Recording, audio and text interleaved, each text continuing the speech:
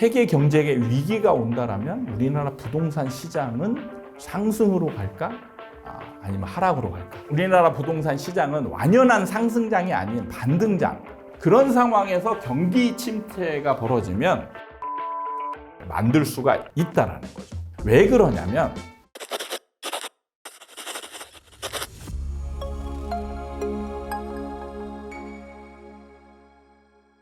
반갑습니다.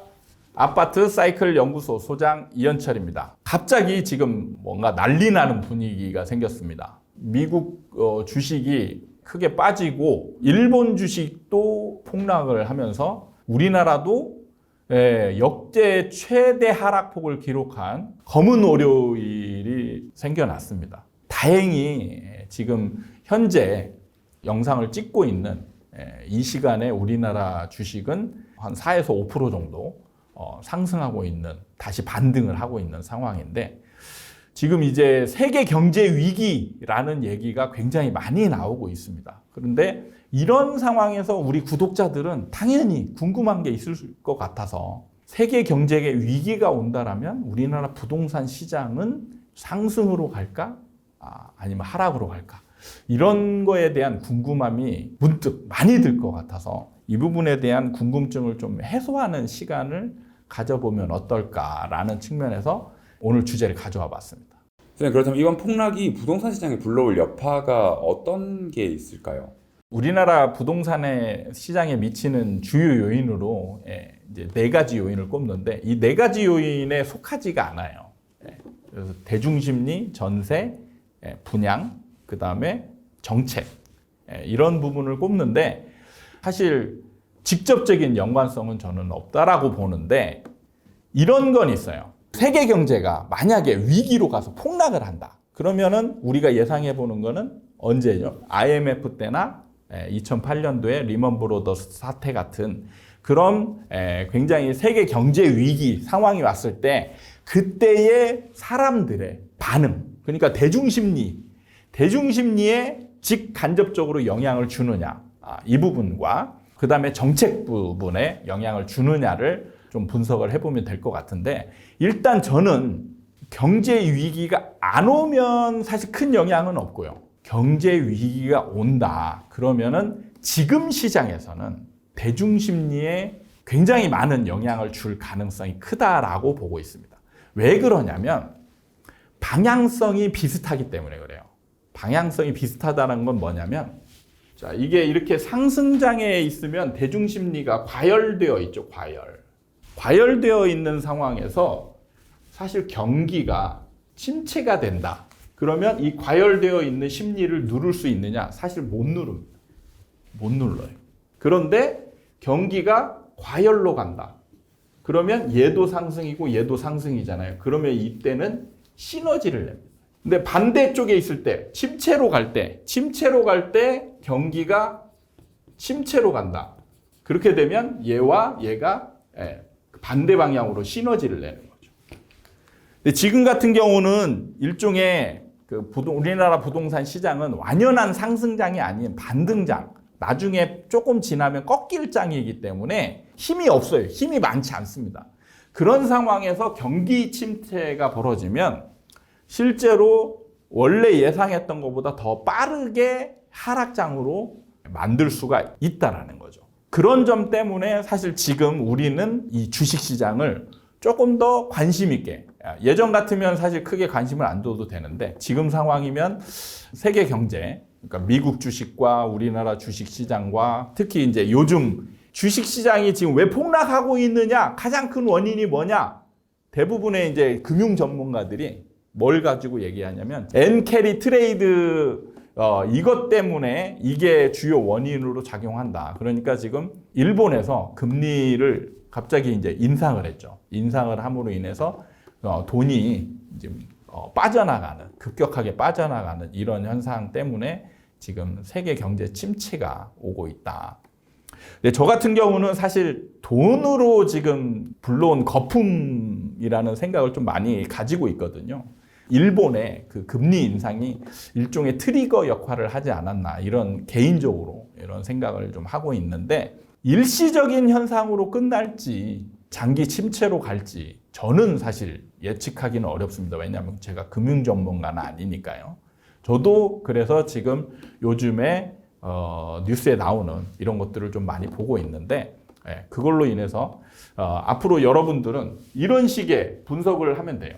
그러니까 우리나라 시장과 방향이 같냐 다르냐 이 부분만 보시면 될 것 같아요. 그러면 주식 시장에서 돈이 빠지기 때문에 하락을 하는 건데 그럼 그 빠진 돈이 어딘가로는 가야 하지 않겠습니까? 그러면 우리나라에서 부동산으로 그러면 돈이 몰릴 수도 있겠다는 생각을 누군가는 하더라고요. 네. 이 의견에 대해서는 어떻게 생각하십니까? 사실 그럴 가능성은 거의 없습니다. 거의 없는 게 예전에도 이런 상황이 벌어졌을 때 예를 들어서 리먼 브러더스 사태 같은 경우에 아니면 IMF나 이런 금융위기 아니면 경제위기가 왔을 때 이게 돈이 빠져서 부동산으로 갈 거다.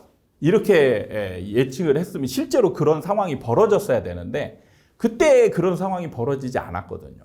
그거는 그냥 어떻게 보면 뭐냐면 그냥 부동산 시장을 너무 좋게 보기 때문에 그런 생각을 하는 거예요. 주식에 물린 사람들이 돈을 빼가지고 손해를 확정짓고 다시 부동산에 투자해서 여기서 부동산에서 손해를 보면 어떻게 돼요? 완전 망하는 거죠. 그래서 주식에 손해를 본 사람이 돈을 빼서 다른 데다 투자하는 거는 극히 드뭅니다. 그러니까 손해 볼 때 오히려 돈을 빼는 경우는 언제냐면 이득을 크게 봤을 때가 오히려 돈을 빼서 다른 데 투자하는 게 쉬워요. 그래서 보면은 요즘 젊은 친구들이 이제 코인으로 돈 번 친구들 좀 있잖아요. 그럼 그런 친구들이 반드시 뭘 하냐면 그걸로 부동산을 사요. 돈을 벌어서 여유 자금이 생겼을 때 이걸 이제 지키고자 하는 마음에 하는데 손실을 볼 때 돈을 빼서 다른 데 투자했을 때 이 사람의 마음은 여기에서 또 손실이 오면 어떡하지? 그러니까 이걸 돈을 뺄 때 손실을 확정 짓는 거거든요. 이 확정 짓는 행위도 어렵고 이미 끝난 거죠. 내 돈이 만약에 1억이었다가 주가가 빠져가지고 막 5천만 원이 됐어요. 그러면 주식에서 내 손실은 마이너스 50%입니다. 그러면 이 5천만 원으로 부동산에 벌 확신을 가지고 있어야만 하는 행동인데 지금 경제가 불안한데 이 사람이 감히 내 마음대로 이 돈을 옮길 수 있느냐 쉽지 않은 거예요. 그래서 현 시장에서는 이런 상황이 거의 벌어지지 않습니다. 그러니까 여러분은 반대로 알고 있는 거예요. 반대로. 특히 이제 상승론자들이 주장하는 게 반대로 된 게 뭐냐면 주식으로 엄청나게 벌었어요. 그럼 여유 자금을 가지고 일부를 빼서 부동산을 사놓고 이제 이거는 지키려고 하는 거예요. 그리고 이제 일부를 가지고 다시 주식 돌리고 이런 식의 행위가 나오는 거지. 그래서 주식에서 부동산으로 돈이 흘러나올 때는 언제냐? 그 시장이 화랑일 때 나오는 거예요. 화랑일 때. 엄청난 화랑일 때. 부동산은 결코 안전자산이 아닙니다. 안전자산이라고 판단할 때는 옮길 수 있어요. 근데 우리나라 부동산은 우리나라 사람들은 그 어느 누구도 부동산이 안전자산이라고 생각하지 않아요. 오히려 투기성 자산이라고 생각을 해요. 투기성 자산이기 때문에 급락할 때는 더 많이 급락할 수도 있다. 그리고 그런 거를 우리는 IMF와 리먼 브러더스 사태 때 경험을 했기 때문에 쉽게 그게 돈이 몰리는 현상이 생길 가능성이 거의 없다. 이렇게 보시면 될 것 같습니다. 그러면 마지막으로 주식시장이 급락을 하니까 사람들이 이제 패닉셀, 공포에 질려서 이제 매도를 하는 상황이 발생을 했는데요. 그 부동산 시장도 만약에 이제 하락의 움직임이 보이면 사람들이 막 달려들어서 또 팔려고 할 것 같다는 생각이 듭니다. 네. 이걸 이제 한번 주식과 부동산을 이렇게 비교를 해보면 하락장일 때 내가 주택 보유자라면 나는 그러면 어떻게 해야 되는가를 마지막으로 한번 여쭤보고 싶습니다. 사실 부동산 시장은 주식 시장처럼 이렇게 패닉셀 현상이 심하게 나타나진 않아요. 왜 그러냐면 주식 시장에 패닉셀이 나타나는 거는 결국에는 뭐냐면 그래도 받아줄 사람이 있으니까 파는 거예요. 근데 받아줄 사람이 없게 되면 어떻게 되느냐? 주식으로 치면 순식간에 하한가를 맞는 거예요. 하한가를 맞으면서도 내가 그걸 굳이 팔겠느냐?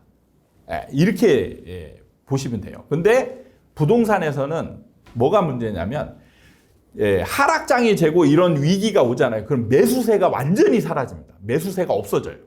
그러면 매도자 입장에서는 자, 매수세가 없는데 매수자를 찾아서 팔아야 돼요. 그래야 내가 빠져나오는 거잖아요. 그럼 이때 어떤 행위가 이루어져야 되냐면 진짜 엄청나게 가격을 거의 하한가를 맞는 가격에 내놔야 팔리는 거예요. 근데 이 행위가 쉽지는 않습니다.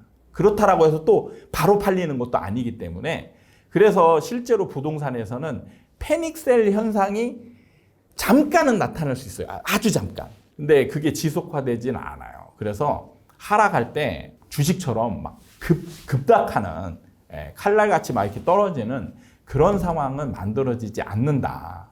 이렇게 보시면 돼요. 근데 집은 왜 그러면 버틸 수 있느냐? 이게 하락장이 되면 일종의 투기 상품으로 보다가 갑자기 실거주 상품으로 변하는 거예요. 그러니까 거주를 하면서 버티면 되는 거예요. 그렇기 때문에 패닉셀 같은 경우가 잘 안 나타나는 그런 특징을 가지고 있는 상품이다라고 이해를 하시면 돼요. 경제 상황과 우리나라 부동산 시장과의 관련성, 연관성에 관해서 한번 간단히 짚어봤습니다. 공부하는데 그리고 제가 드린 말씀이 맞는지 확인하면서 영상을 좀 자주 보셨으면 좋겠다라는 말씀 드리면서 오늘 영상을 마치도록 하겠습니다. 감사합니다.